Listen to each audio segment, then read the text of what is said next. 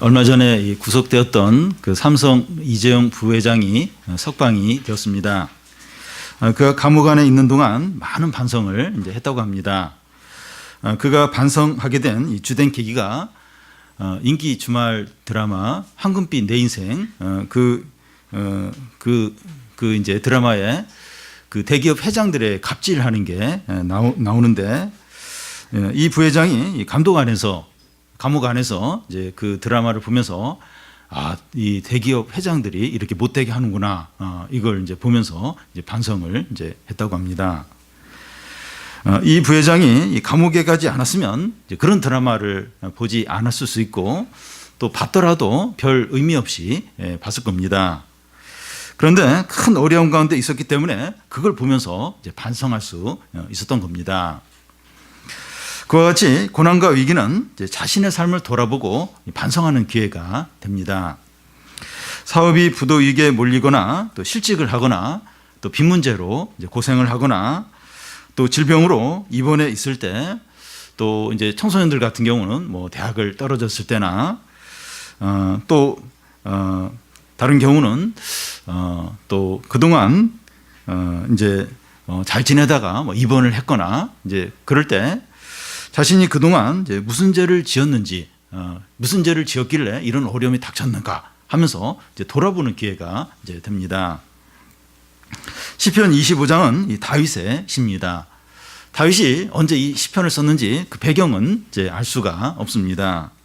그런데 시편 25장의 내용을 통해서 추측을 할 수 있는 것은 다윗이 큰 위기 가운데 빠져 있고 대적들이 그런 다윗을 보면서 기뻐하는 겁니다. 다윗은 그런 가운데서 자신의 과거의 죄를 생각하면서 하나님의 긍휼하심을 붙들고 용서를 구하고 현재 위기 가운데서 건져달라고 이제 기도합니다. 우리도 위기와 고난 가운데 이제 빠질 때가 있는데 그럴 때 어떻게 해야 되는가? 시편 25장이 보여줍니다. 시편 25장은 22절까지 되어 있는데 이 시간은 10절까지만 이제 보겠습니다. 먼저 위기 가운데 빠졌을 때 다윗이 어떻게 했느냐 하는 겁니다. 1절에서 3절까지 우리 같이 한번 한 목소리로 같이 읽겠습니다. 여호와여 나의 영혼이 주를 우러러 보나이다.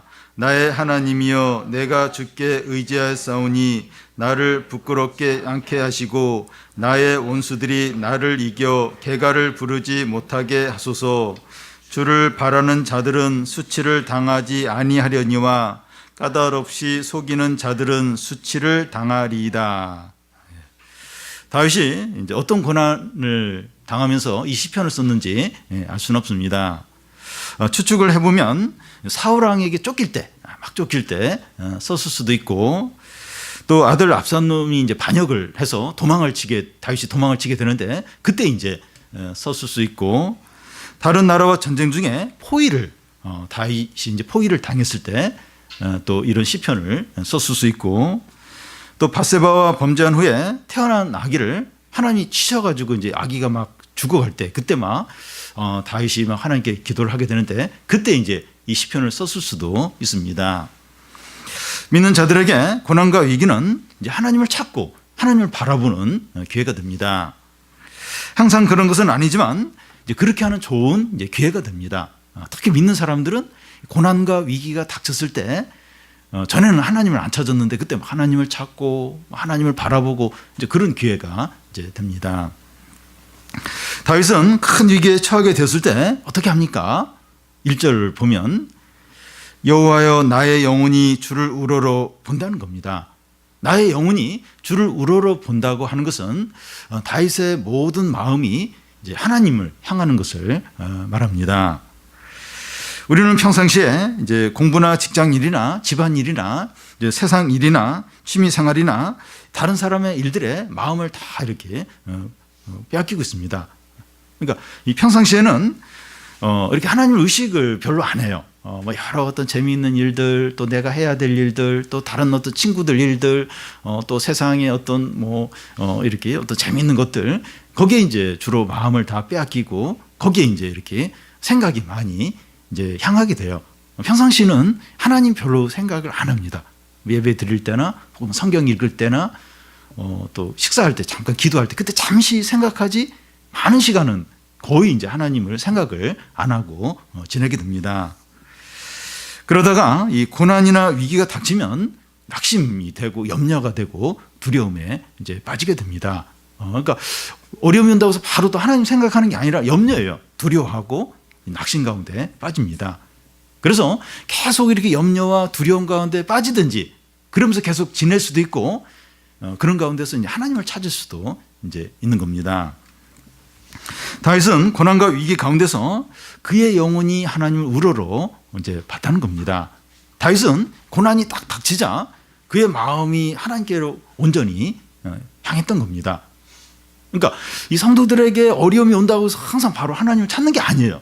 염려하고 낙심하고 막 두려움 가운데 빠져 있고 그러면서 계속 지낼 수도 있어요. 근데 다윗은 딱 고난과 위기가 왔을 때 그의 영혼이 하나님을 우러러 본 거예요. 그의 마음이 하나님께 딱 이제 온전히 이제 향했던 겁니다. 평상시에 우리의 눈은 이 땅만 쳐다봐요. 땅만. 뭐 땅에 뭐 돈이 떨어졌나 그걸 보려고 한다기보다도 이 땅의 일들, 평상시에는 땅의 일들, 뭐 나와 관계되는 일들, 세상 일들, 주로 눈이 땅에만 향하게 되는데 위기가 닥치면, 고난이 닥치면 하늘을 그때서야 쳐다보게 됩니다. 그러니까 뭐 이게 전부인 줄 알고 막 그거 가지고 이렇게 만족하고 재미있게 노는데 그걸 싹 뺏어가면 위를 쳐다보는 거예요.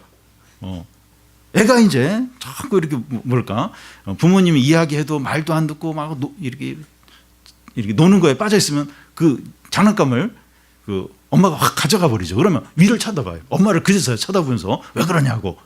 그렇게 하듯이 우리는 평상시에 땅만 쳐다봐요. 땅만. 주로 이 세상 일들.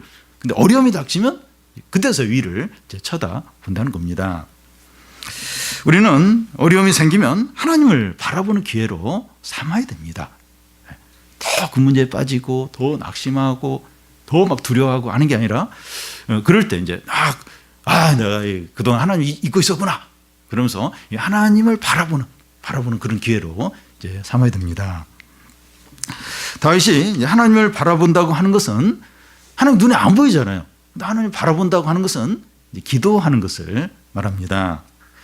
2절을 보면 나의 하나님이여 내가 주께 의지하오니 나를 부끄럽지 않게 하시고 나의 원수들이 나를 이겨서 개가를 부르지 못하게 해달라고 기도합니다. 그래서 이 고난 가운데 다윗이 이제 이렇게 그의 영혼이 하나님 우러러 봤다 하는 것은 하나님께 기도하는 것을 말합니다. 내가 하나님을 의지하니까 하나님 나를 부끄럽게 여기지 않게 해달라고 원수들이 우리가 이겼다 하면서 막 좋아하지 않게 해달라고 이제 기도를 이제 합니다.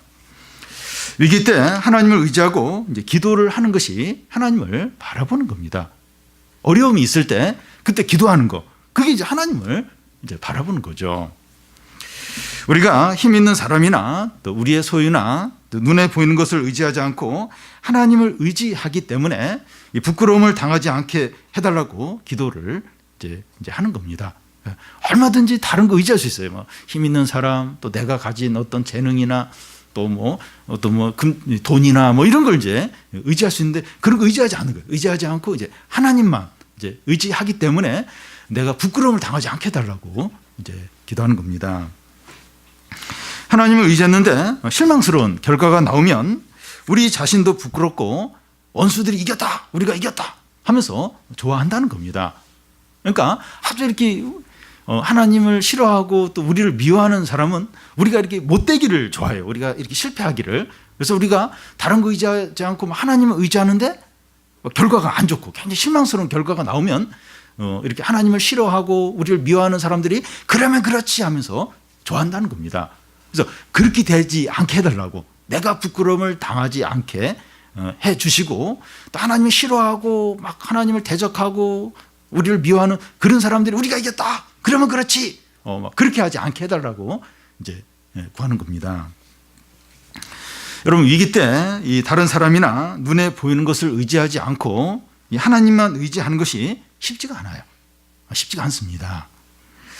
현금이 필요해요. 현금이. 돈이 필요하고, 또 질병에 걸렸고 사업에 큰 문제가 있는데 해결이 돼야 돼요. 그런데 눈에 보이지 않는 하나님만 의지하는 것이 어렵습니다. 네. 당장 지금 얼마가 필요하고 지금 사업하는데 지금 이게 잘 이렇게 협조가 돼서 일이 막 이렇게 풀려야 되고 지금 당장에 이런 눈에 보이는 어떤 그 문제가 해결이 돼야 되는데 보이지 않는 하나님만 의지한다. 이렇게 힘 있는 사람한테 부탁해서 그 사람이 전화 한 통화하면 해결될 수 있는 그런 일이에요. 그런데 하나님만 의지한다. 하나님만. 지금 열심히 해가지고 성적이 이렇게 올라가고 등급이 올라가야 되는데 보이지 않는 하나님만 의지한다. 이게 얼마나 어려운 일인지 모릅니다. 그런데 하나님만 의지할 때 어떻게 됩니까? 네. 보이지 않는 하나님 의지하면 어떻게 됩니까? 3절에 보면 주를 바란 자는 수치를 당하지 아니하려니와 까다롭이 속이는 자들은 수치를 당하는 겁니다. 당한다는 거예요. 하나님을 의지하는 자는 수치를 당하지 않는다는 겁니다.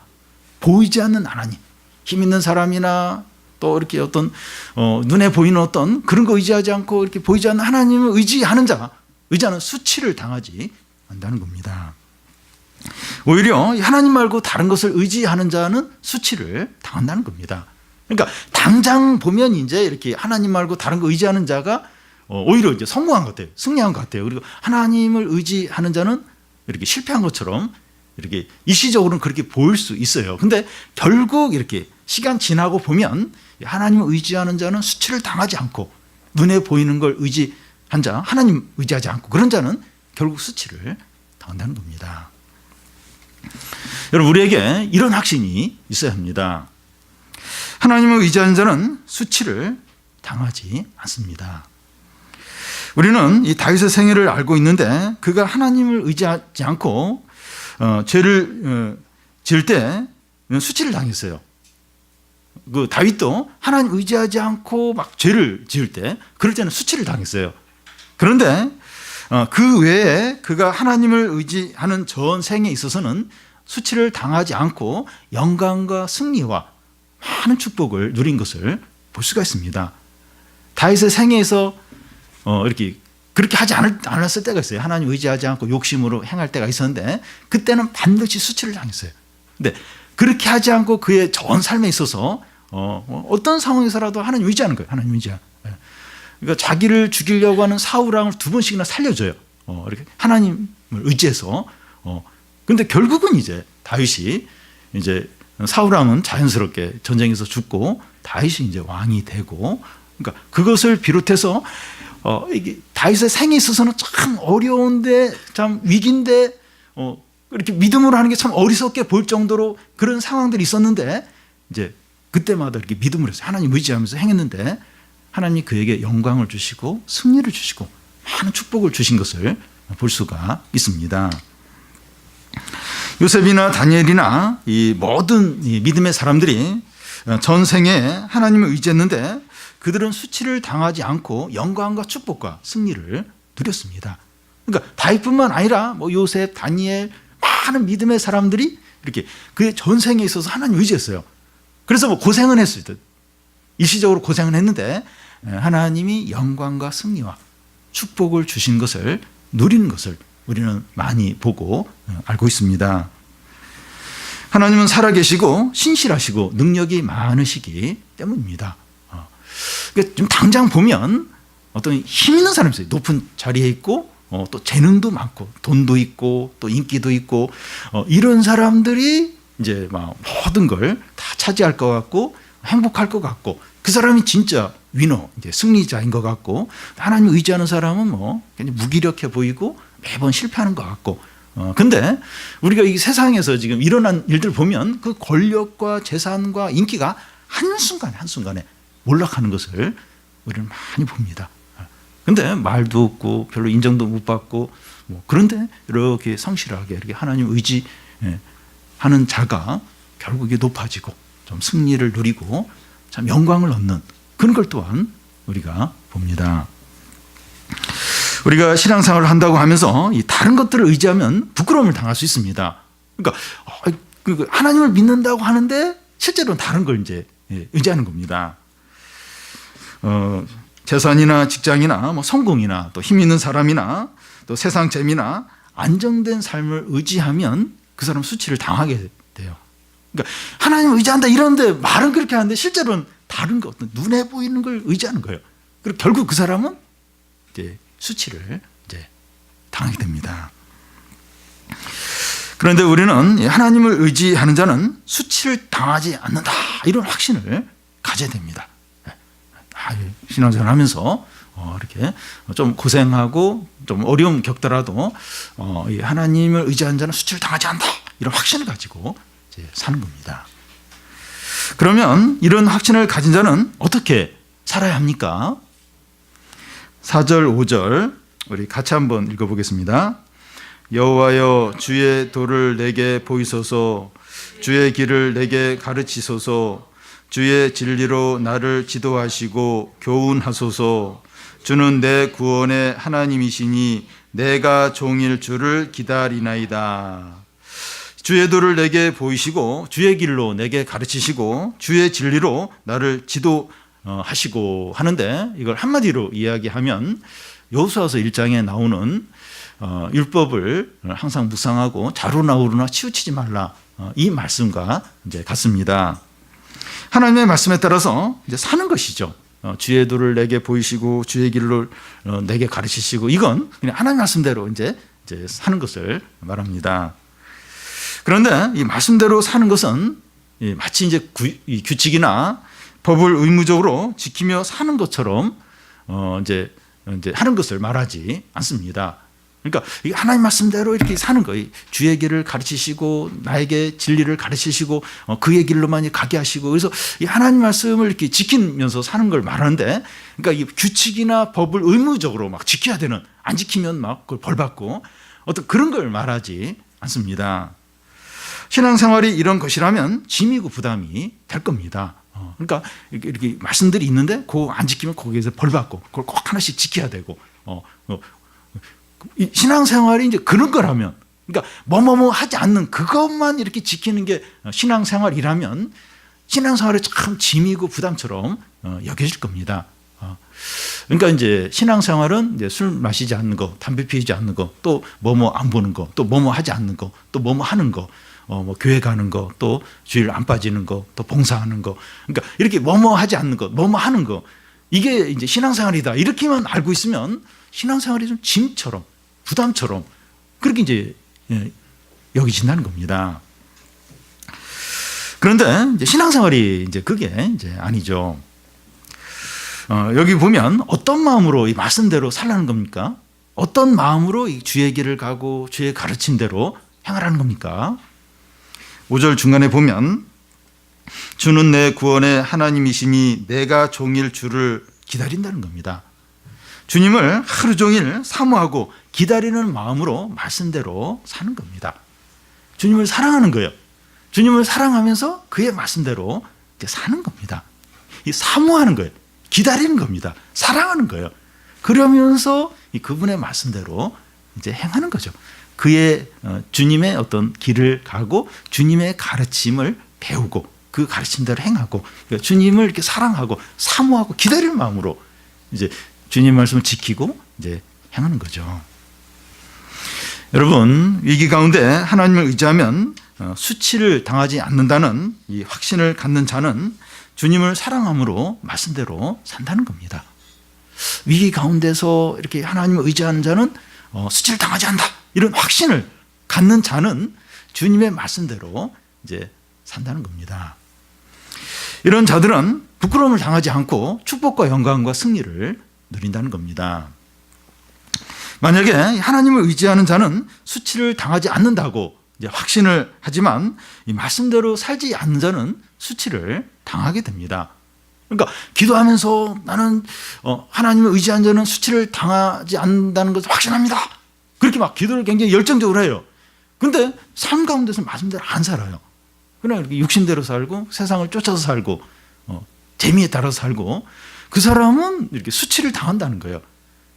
그 사람이 이렇게 기도하면서 이렇게 주님을 의지하는 자는 수치를 당하지 않는다고 확신합니다. 근데 그 사람은 진짜 이렇게 확신하는 게 아니라는 거예요. 만약 진짜 그 확신한다면 삶 가운데서 이 말씀대로 이제 산다는 겁니다. 그래서 이게 말씀대로 사는 자가 수치를 당하지 않게 됩니다. 그러니까 이렇게 그냥 입으로만, 기도로만 그냥 확신합니다 이렇게 한다고 해서 진짜 그 사람이 수치를 안 당하는 게 아니라 삶 가운데서 이렇게 하나님을 사랑함으로 말씀대로 사는 그런 사람이 이렇게 수치를 당하지 않고 이렇게 승리와 영광을 누리게 된다는 겁니다. 그래서 우리가 이렇게 매일매일 이렇게 말씀대로 이렇게 살고 또 말씀에 적용해서 살고 그게 얼마나 중요한지 모릅니다. 의무가 아니라 하나님 사랑함으로 그렇게 이제 살고 그렇게 살려고 하고 이런 사람은 수치를 당하지 않는다는 겁니다. 또한 하나님의 백성은 이 고난과 위기 가운데서 자신의 죄를 돌아보면서 이제 회개합니다. 6절, 7절을 우리 같이 한번 읽어보겠습니다. 여호와여 주의 궁휼하심과 인자하심이 영원부터 있었사오니 주여 이것들을 기억하옵소서. 여호와여 내 젊은 시절의 죄와 허물을 기억하지 마시고 주의 인자하심을 따라 주께서 나를 기억하시되 주의 선하심으로 하옵소서. 사람들은 큰 어려움을 당하게 되면 이 과거의 죄를 돌아보면서 후회하고 고통스러워할 때가 있습니다. 하나님의 백성도 이런 면에서 비슷합니다. 근데 차이가 있는데 이 차이점이 뭔가 하면 하나님의 백성은 단지 후회하거나 고통스러워하는 것으로 끝나는 것이 아니라 회복되고 기뻐하고 은혜를 누린다는 겁니다. 사람들도 어려움을 당하면 다 이렇게 내가 과거에 뭘 잘못했나 또 이렇게 그걸 생각하면서 이렇게 후회를 해요. 고통스러워합니다. 그러니까 믿는 사람들도 비슷해요. 근데 차이점이 뭔가 하면 믿는 사람들은 단지 과거의 죄를 생각하면서 후회하고 고통스러워하는 것으로 끝나는 것이 아니라 이렇게 은혜를 회복이 되고 은혜를 누리고 기쁨을 이제 얻는다는 겁니다. 다윗은 고난 가운데서 과거의 죄가 생각날 때 어떻게 합니까? 6절을 보면 하나님께 자기 죄를 기억하는 것이 아니라 이 주의 궁휼하심과 인자하심을 기억해 달라는 겁니다. 이것이 이제 믿음이죠. 자기 죄를 보지 마시고 영원하신 주의 궁휼과 인자하심으로 자기를 생각해 달라는 겁니다. 그러니까 다윗이 고난과 위기 가운데 빠져 있어요. 그러면서 이렇게 가만히 어려움을 겪으면서 이 과거의 죄들이 생각나는 거예요. 근데 그걸로 막 낙심하고 막 이렇게 후회하고 그러는 것이 아니라 그 영원하신 주의 궁휼하심 또 인자하심을 하나님이 생각해 달라고 내 죄를 보지 마시고 그 하나님의 궁휼하심 인자하심을 생각하시면서 나를 바라봐 달라고 그 얘기를 지금 하고 있습니다. 이게 믿음인 거예요. 이게 불신자와 신자의 차이가 여기에 있습니다. 그러니까 어려움을 당할 때 과거의 죄가 생각이 나요. 그래서 막 아파요. 마음이 아프고 막 후회가 이제 됩니다. 근데 신자는 하나님께 하나님의 그 영원하신 궁휼하심과 인자하심을 기억하셔서 나를 바라봐 달라고 그렇게 이제 기도를 한다는 겁니다. 7절이 바로 이제 그 얘기를 지금 하고 있습니다. 내 젊은 시절의 죄와 허물을 기억하지 마시고 주의 인자하심을 따라서 나를 기억해 달라는 겁니다. 최근에도 지은 죄뿐만 아니라 젊은 시절에도 죄를 많이 지었다는 거예요. 최근에도 죄를 지었고 또 젊었을 때도 죄를 많이 졌다는 겁니다. 요즘 그 미투로 인해서 매일 국민들이 충격을 받고 있습니다. 최근에는 제일 깨끗하고 신선한 지난번 대선 후보가 성폭행을 이제 한 것으로 드러나서 온 국민들에게 큰 충격을 주고 있습니다. 이런 일을 통해서 믿을 사람 아무도 없다. 이런 말이 이제 나옵니다. 진정으로 이제 믿을 사람이 아무도 없어요. 진짜 믿을 사람이 없습니다. 죄들이 다 드러나지 않았고 서로 잘 몰라서 그렇지 모두가 죄인입니다. 그 사람들만 죄인이겠습니까? 더 많은 사람들. 근데 죄들이 다 안 드러나는 거예요. 그리고 사람들이 서로 몰라요. 그래서 그렇지 참 모든 사람을 믿을 수가 없어요. 다 모두가 죄인이기 때문입니다. 중요한 것은 이 자기 죄를 계속 숨기면서 죄인이지 않은 것처럼 행세를 하거나 이 죄가 드러났더라도 적당히 반성하고 넘어가느냐, 그렇게 하느냐, 아니면 자기가 죄인 것을 인정하고 하나님의 긍휼과 은혜를 붙들고 나아가느냐 하는 겁니다. 그러니까 중요한 건 그냥 이렇게 죄가 아직 드러나지 않아서 안 그런 것처럼 지내거나 죄가 드러났는데 그냥 적당히 이렇게 반성하는 것처럼 하고 지나가느냐, 아니면 자기가 진짜 죄인인 걸 인정하는 거예요.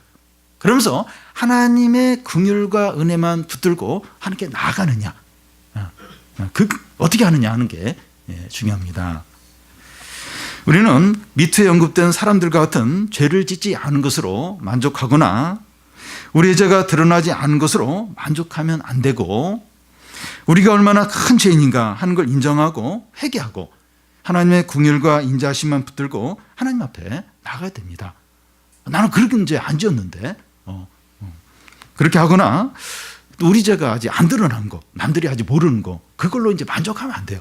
많은 사람들이 그럴 수 있어요. 나는 그 정도는 아닌데, 그리고 아직 나도 어떤 죄가 있는데 그게 안 드러났다, 다행이다, 그러면서 이제 만족하면 안 된다는 겁니다. 우리가 얼마나 큰 죄인인가, 얼마나 큰 죄인인가, 얼마나 그걸 인정하고 죄를 회개하는 거죠. 오직 하나님의 긍휼과 인자만 붙들고 그리스도의 십자가만 붙들고 하나님께 나아가야 되죠. 요즘 우리 사회가 지금까지 이런 일이 없었습니다. 이런 일이 이렇게 막 턱턱 이제 여성들이 이제 뉴스에 나와서 이제 그 얘기를 고백을 하고, 그래서 참 그런 사람들의 죄가 드러나는 이런 일이 지금까지 없었습니다. 참 이런 일을 통해서 저는 뭐 두 가지를 이제 생각을 이제 하게 되는데, 참 모두가 죄인이다, 모두가 죄인이다. 그것과 또 죄를 숨길 수 없다. 이런 생각을 이제 하게 되는데요. 예, 그래서 이렇게 지금 이렇게 참 이거 영적으로 이제 이거 봐야 됩니다. 이런 지금 우리 사회에 일어나는 이런 일 보면서 하나님이 이제 하신 일이라고 생각이 되는데, 나는 뭐 그런 죄 안 졌고 이제 뭐 이렇게 내 죄는 뭐 숨겨져 있고 뭐 드러나지 않았고, 이걸로 이제 만족하면 안 되고, 참 내가 진짜 죄인이구나, 다 이렇게 내 모든 죄도 하나님 앞에 드러날 텐데, 이런 생각을 하고 먼저 회개하고 하나님의 이 긍휼, 하나님의 인자, 그리스도 십자가, 이것만 붙들고 하나님께 이제 나가야 되죠. 우리가 평상시에는 이런 생각을 잘 하지 않습니다. 그런데 어려움이 있을 때 우리의 죄가 이제 생각날 수 있는데, 그럴 때 소망 없는 죄인임을 인정하고 하나님의 긍휼과 인자만을 붙들고 하나님 앞에 나아가시기를 바랍니다. 그러면 하나님께서 우리의 죄와 허물을 보지 않으시고 긍휼과 인자로 우리를 받아주시고 축복을 해주십니다. 가장 복된 자가 죄인이지만 용서를 받고 용납을 받는 자가 가장 행복한 자죠. 시편에서 다윗이 이제 그런 이야기를 했는데, 이 세상에서도 그런 것 같아요. 죄인인데 용서를 받아요. 다시 용납을 받는, 그게 가장 이제 복된 겁니다. 돈이나 높은 지위나 인기보다 더 중요한 것이 죄 용서받고 다시 받아들여지는 겁니다. 그러니까 막 이렇게 막 죄가 드러나면 이게 한순간에 다 날아가 버려요. 그러면서 이제 용서를 못 받는 거예요. 이렇게 용납을 못 받는 겁니다. 그러니까 참 이 죄 용서가 사실 돈이나 권력이나 인기보다 훨씬 더 이제 중요하죠. 죄인들이 가장 원하는 것은 죄 용서를 받고 회복이 되는 겁니다. 우리가 죄를 고백하고 은혜를 붙들고 하나님께 나아갈 때 하나님 그렇게 하신다는 겁니다. 다 용서하시고 우리를 받아주시고 축복을 주시고 은혜를 주시고 하나님의 자녀가 되게 하시고 모든 좋은 것을 누리게 이제 하신 거죠. 그래서 우리가 이렇게 고난과 어려움을 당할 때 이렇게 그때 이제 다 그런 게 막 죄가 생각이 나고 그럴 때 이렇게 하나님께 회개하고 죄인인 걸 고백하고 하나님의 은혜를 붙들고 하나님께 나아가고 이제 그런 기회로 이제 삼으라는 겁니다. 이렇게 나오는 자들을 하나님께서 어떻게 하십니까? 이 8절에서 이제 10절까지 우리 같이 한번 읽어보겠습니다. 여호와는 선하시고 정직하시니 그러므로 그의 도로 죄인들을 교훈하시리로다. 온유한 자는 정의로 지도하시며 온유한 자에게 그의 도를 가르치시리로다. 여호와의 모든 길은 그의 언약과 증거를 지키는 자에게 인자와 진리로다. 여호와는 선하시고 정직하십니다. 그래서 자기 죄를 인정하고 주의 은혜를 붙들고 나오는 자들을 다 받아 주십니다. 그의 도로 죄인을 교훈한다고 하는데 자신을 죄인으로 인정하기만 하면 하나님의 말씀으로 교훈을 받을 수 있다는 겁니다. 그러니까 내가 죄인입니다. 이걸 이제 인정을 하기만 하면 하나님의 말씀으로 교훈을 받고 이렇게 은혜를 받을 수 있다는 겁니다. 또 온유한 자에게 그의 도를 가르치신다고 하는데 온유하다고 하는 것은 겸손한 것을 말합니다. 겸손하기만 하면 얼마든지 말씀을 들을 수 있고 또 정의, 공의로 지도를 받을 수 있다는 거예요. 그것으로 이렇게 하나님으로부터 돌봄을 받을 수 있다는 겁니다. 겸손하기만 하면 이렇게, 그리고 자기가 죄인이다 인정을 하기만 하면 하나님 말씀으로 이렇게 교훈을 받고 은혜도 받고 다 이렇게 새로워지고 정의로 하나님의 지도를 이제 받을 수 있게 된다는 겁니다. 우리가 이 자기 자랑을 하거나 자기를 높이지 않고 겸손하게 죄인임을 인정하기만 하면 풍성한 말씀과 은혜를 받을 수 있다는 겁니다. 그런데 사람들이 그렇게 안 해요. 그렇게 잘 안 합니다. 끝까지 자기가 죄인인 거 인정하지 않고 자기를 자꾸 자랑하고 자기를 높이고 사람들이 그렇게 해요. 그래서 하나님 은혜를 못 받는 겁니다. 근데 그렇게 하지 않고 내가 죄인이고 겸손하게 인정만 하면 어떤 죄인이라 할지라도 아무리 큰 죄를 졌다 할지라도 다 용서받고 은혜를 받고 축복을 받고 하나님의 사랑을 받게 됩니다. 우리가 끝까지 겸손하고 죄인임을 고백하며 산다면 평생 동안 하나님의 은혜와 축복과 사랑을 누리게 됩니다. 한때만 처음 예수님 믿을 때만 또 이렇게 무슨 어려움이 있을 때 그때만이 아니라 평생 동안 이렇게 겸손하게 자신의 죄인임을 인정을 하는 겁니다. 이렇게 눈을 빼고 자꾸 이렇게 죄를 짓게 하면 눈을 빼고 손을 이제 자르라 했는데 불거자처럼 사는 거. 나는 죄인이고 나는 참 하나님의 은혜로 이렇게 여생을 사는 거고 그걸 끝까지 인정을 하는 겁니다. 그래서 그 제한된 삶을 살 때 하나님의 은혜와 축복과 또 사랑을 풍성하게 계속해서 누리는 겁니다. 옆에서 너는 왜 바보같이 이렇게 얼마든지 이렇게 살 수도 있고 저렇게 살 수 있는데 왜 그렇게 바보같이 그렇게 불구자같이 그렇게 사느냐? 그렇게 사는 겁니다. 나는 좀 죄인이었고 또 하나님이 은혜를 주셨고 다시 기회를 주셔서 내가 지금 이렇게 산다. 그러면서 이게 제한된 좁은 길을 가는 거죠. 그 사람은 이제 계속해서 하나님의 은혜와 축복과 사랑과 능력이 계속 그 사람과 이제 함께하는 겁니다. 그리고 이런 자에게 어떤 약속을 하십니까? 10절을 보면 여호와의 모든 길은 그의 언약과 증거를 지키는 자에게 인자와 진리라는 겁니다. 이게 무슨 말인가 하면 하나님의 언약과 증거를 지키는 자는 그가 어떤 길로 가든지 여호와 하나님이 인도하시기 때문에 인자와 진리라는 겁니다. 자신이 죄인임을 인정하고 겸손하게 이 말씀에 따라서 사는 자는 하나님께서 그의 길을 인도하시기 때문에 어떤 진로로 가든지 안전하고 행복하고 복되다는 겁니다. 우리 자녀들의 경우에 어느 대학을 이제 선택을 해야 되나, 학과는 어떻게 정해야 되나, 또 진로를 어떻게 이렇게 해야 되나, 또 결혼을 해야 되나 아니면 안 해야 되나, 또 어떤 길로 가야 되나, 이제 이런 고민을 하게 되는데 이 어떤 길로 가든지 하나님이 함께 하시기 때문에 안전하고 행복하고 복되다는 겁니다. 겸손하게 이렇게 자신의 죄인임을 인정하고 이 말씀에 따라서 살 때, 그럴 때 어떤 길을 가든지 그 길이 복되고 행복하고 안전하다는 겁니다. 어떤 진로를 선택해야 복된가? 세상 사람들은 그래요. 이게 A, B, C, D 이런 진로가 있는데 A를 선택해야 될지 B를 선택해야 되지. 그래야 이제 행복하고 이렇게 성공할까, 안전할까. 그러면서 그런 걸 이렇게 선택을 하게 되는데 우리는, 하나님 백성들은 겸손하게 믿음으로 말씀에 따라 사는 우리들은, 그러니까 A를 선택하든지 B를 선택하든지 C를 선택하든지 D를 선택하든지 어디를 가든지 하나님이 함께 하시는 거예요. 그래서 그 길이 행복하고 안전하고 복되다는 겁니다. 그러니까 여호와의 모든 길은 인자와 진리라는 겁니다. 그래서 우리는 뭐 이렇게 그 대학을 어느 대학 가든지 어느 학과를 선택하든지 또 진로를 직업을 어떤 걸 선택하든지 상관이 없는 거예요.